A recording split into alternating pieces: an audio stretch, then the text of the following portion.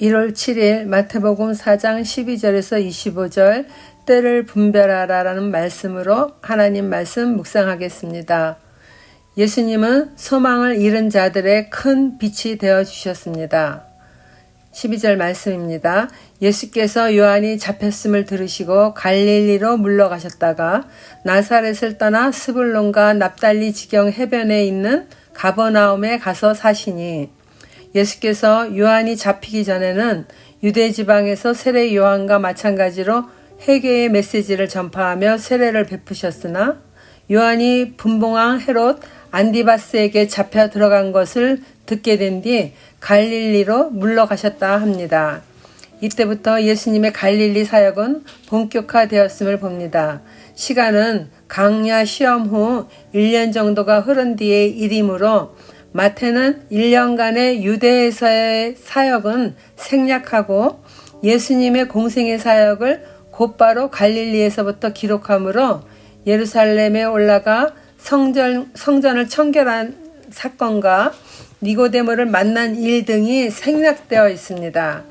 이처럼 유대 사역을 생략하고 갈릴리 사역으로부터 기록한 이유는 예수님의 공생애의 대부분의 시간을 갈릴리 지역에서 사역하셨고 또한 이사야 선지자의 예언이 이루어짐을 볼 수 있습니다. 14절 이는 선지자 이사야를 통하여 하신 말씀을 이루려 하심이라 일렀을 때 스불론 땅과 납달리 땅과 요단강 저편 해변 길과 이방의 갈릴리여. 이사야서 9장 1절에서 2절에 이와 똑같은 말씀이 기록되어 있죠. 전에 고통받던 자들에게는 흑암이 없으리로다. 옛적에는 여호와께서 스불론 땅과 납달리 땅이 멸시를 당하게 하셨더니 후에는 해변길과 요단 저쪽 이방의 갈릴리를 영화롭게 하셨느니라. 흑암에 행하던 백성이 큰 빛을 보고 사망의 그늘진 땅에 거주하던 자에게 빛이 비치도다. 갈릴리 지역은 솔로몬이 두로왕 히람에게서 백향목과 잣나무, 금을 성전과 왕궁 건축 자재로 공급받으면서 그 대가로 20개의 성읍을 주었으나 히람이 마음에 들지 않아 하여 그것을 가불이라 불리던 것입니다. 가불이라는 뜻은 메마른 땅, 별로 좋은 것이 없는, 무가치하다라는 말입니다. 후에 히람은 그 땅을 다시 솔로몬에게 돌려주었고 솔로몬은 그곳의 성읍들을 재건하였는데 주로 북쪽에서 아수르나 바벨론 등에 의해 제일 먼저 정복된 성읍들이어서 이민족의 이주가 많고 혼혈인종과 혼업 문화를 형성하게 되어서 남쪽 유대에서는 이방인의 갈릴리로 무시받던 지역이었습니다. 16절 17절 말씀입니다. 흑암에 앉은 백성이 큰 빛을 보았고 사망의 땅과 그늘에 앉은 자들에게 빛이 빛이었도다 하였느니라. 이때부터 예수께서 비로소 전파하여 이르시되 회개하라 천국이 가까이 왔느니라 하시더라. 이사야 선지자는 갈릴리 지역을 향해 이방의 갈릴리라고 옛적에는 멸시를 받았으나 후에는 흑암에 앉은 백성이 큰 빛을 보았고 사망의 땅과 그늘에 앉은 자들에게 빛이 비칠 것을 예언하였는데 예수님의 사역이 그 지역에서 왕성하게 일어나자 마태는 구약 예언의 말씀을 기억하고 이렇게 기록한 것입니다. 예수님은 유대의 부유하고 번화한 예루살렘 같은 도시가 아닌 가장 변방 지역인 갈릴리 지역에서 자라나셨을 뿐 아니라 공생애의 대부분의 시간을 그 지역에서 하나님 나라를 전파하시고 병든 자를 치료하시며 귀신을 내어 쫓아주심으로 큰 빛을 비추어 주신 것입니다. 적용 질문입니다. 요한이 잡혔음을 들으시고 예수님은 갈릴리로 물러가시듯이 범사에 기한이 있고 천하만사가 다 때가 있습니다. 지금 하나님이 원하시는 때를 성실하게 이행하며 살고 있나요?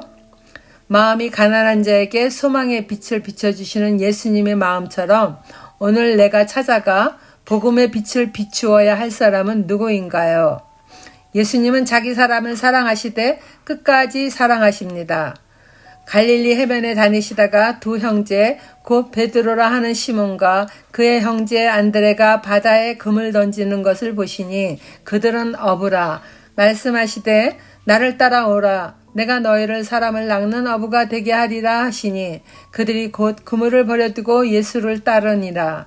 거기서 더 가시다가 다른 두 형제 곧 세베대의 아들 야고보와 그의 형제 요한이 그의 아버지 세베대와 함께 배에서 그물 깁는 것을 보시고 부르시니 그들이 곧 배와 아버지를 버려두고 예수를 따르니라. 요한복음 2장에서 요한의 제자였던 안드레가 자신의 형인 베드로와 함께 예수님을 만나 시몬이란 이름 대신 장차 게바라 불리우겠다는 이름을 받은 뒤 두 번째로 예수님을 만나는 장면입니다. 첫 번째 만남에서 메시아를 만났다고 형에게 서둘러 전도하던 안드레와 베드로는 어떤 일이 있었는지 모르지만 예수님을 떠나 고향으로 돌아가 다시 어부의 생활을 하고 있었던 것으로 보입니다. 그곳에 예수님이 다시 찾아오신 것입니다. 그리고 나를 따라오라. 내가 너희를 사람을 낚는 어부가 되게 하리라 말씀하십니다. 그러나 그 후에도 베드로는 다시 고향으로 돌아가 어부로 지내는 것을 누가복음 5장을 보면은 알 수 있습니다.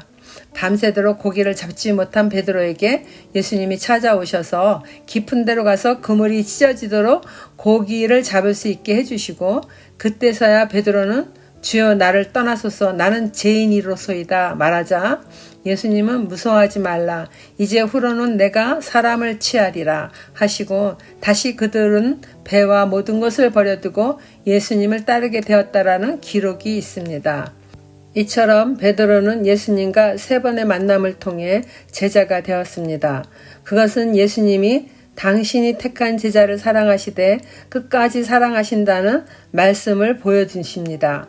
요한복음 13장 1절에 6월절 전에 예수께서 자기가 세상을 떠나 아버지께로 돌아가실 때가 이른 줄 아시고 세상에 있는 자기 사람들을 사랑하시되 끝까지 사랑하시니라. 적용 질문입니다. 삶의 도구인 그물을 내려놓고 예수님을 따르던 제자들처럼 예수님의 말씀을 우선순위에 두고 있나요? 복음을 듣고 온전히 예수님을 따르는 자가 되었습니까? 예수님 따르는 삶이 자신과 맞지 않는다며 세상으로 나가기를 기회를 엿보지는 않습니까? 예수님은 우리의 영혼, 육을 강하게 해주십니다.